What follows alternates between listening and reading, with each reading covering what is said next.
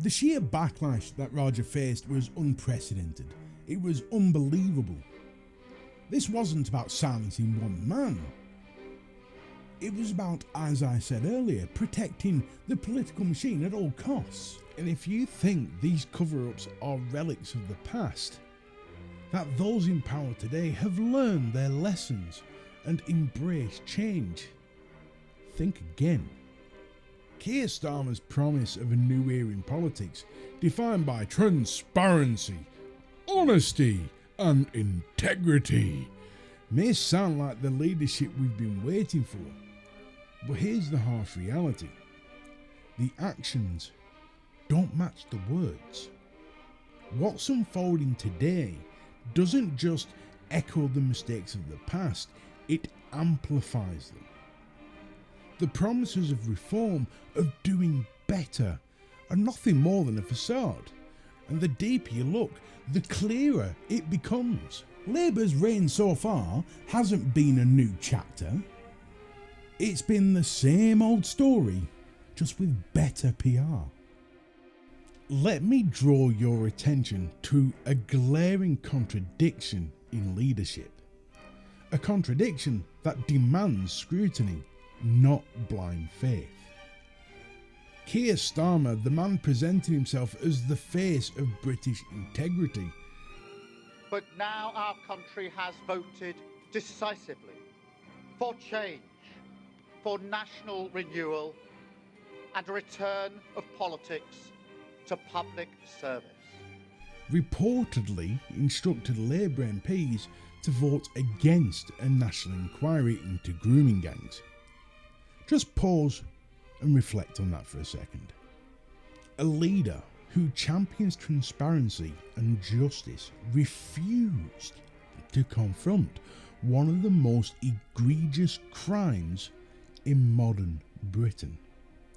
Only after widespread public backlash did Yvette Cooper announce a token mini-inquiry. But let's not mince words here, this was no genuine pursuit of justice. Experts, victims and activists alike dismissed it as a farce, a shallow attempt to pacify outrage while carefully avoiding scrutiny of Labour's block voting agreements. And then of course there's Mr Sadiq Khan, Mr OBE himself, the Mayor of London. When pressed before a committee about grooming gangs operating in the capital, Khan didn't just sidestep the question, no, he claimed ignorance. So are you saying we haven't got the same sort of gangs that are in Rotherham, Bradford and lots of other places in the country? Just for what's a misunderstanding, what does she mean by that? You know full well what I mean by that. It's all over the television. You know exactly what I mean by that. These gangs of people that are grooming young girls for sex. Do we actually have those in London? Today with me to give a full answer. Can she be clear what she means by that? I'm not clear what she means. How much clearer do you want me to be? Look at the gangs that they've uncovered in other parts of the country. Do we have those gangs in London? It's a simple question. The answer is very simple. It's yes or no. I'm not asking you where those gangs are because the police might not want them to be disclosed. I'm asking you, do we have those sort of gangs in London? I'm not sure why she's so nervous to say what she means. What do you mean? No. I'm saying exactly what I mean. I'm saying, have we got any of those grooming gangs in London? I'm unclear, Chair, what is meant by the question. If she could spell it out, I can answer. I've just spelt it out. Are you not listening? It's the sort of gangs that groom young girls at a young age for sex. Exactly how much clearer do you want me to be? Imagine that.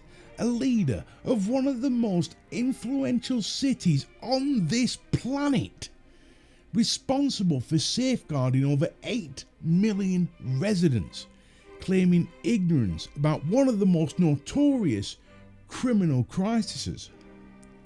Critics argue this wasn't politically naive, it was a calculated evasion. This alleged evasion isn't an isolated misstep. Critics have long highlighted Khan's reluctance to address issues that could jeopardise political alliances or alienate certain voter demographics. During his 2016 mayoral campaign, reports surfaced of him sharing a platform with known Islamic extremists, individuals with hateful and misogynistic views. While Khan claimed his presence was about fostering dialogue, the association sparked widespread concern about his judgment and priorities. This history casts a long shadow over his response to grooming gangs, reinforcing a troubling pattern: political calculations over public safety. But Khan is far from the only figure within Labour's ranks facing scrutiny over disturbing associations or cover-ups. Ivor Kaplan, a former Labour MP and government minister, was recently arrested for grooming a 15-year-old boy online. Kaplan wasn't just any MP. He served as a junior defence minister under Tony Blair, wielding significant influence and access.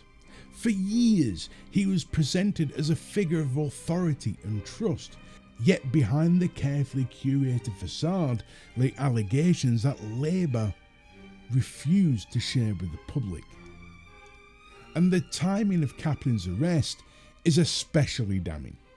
Just 1 week prior, he appeared on GB News, levelling accusations at Elon Musk and defending the position that this country doesn't need a national inquiry into grooming gangs. Just think about that for a second.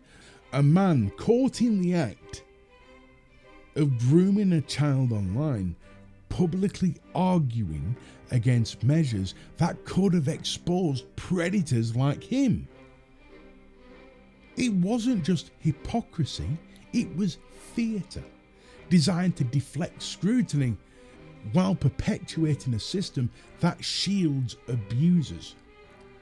Kaplan's career ended abruptly in 2005 when he announced he wouldn't seek re-election, a decision cloaked in mystery.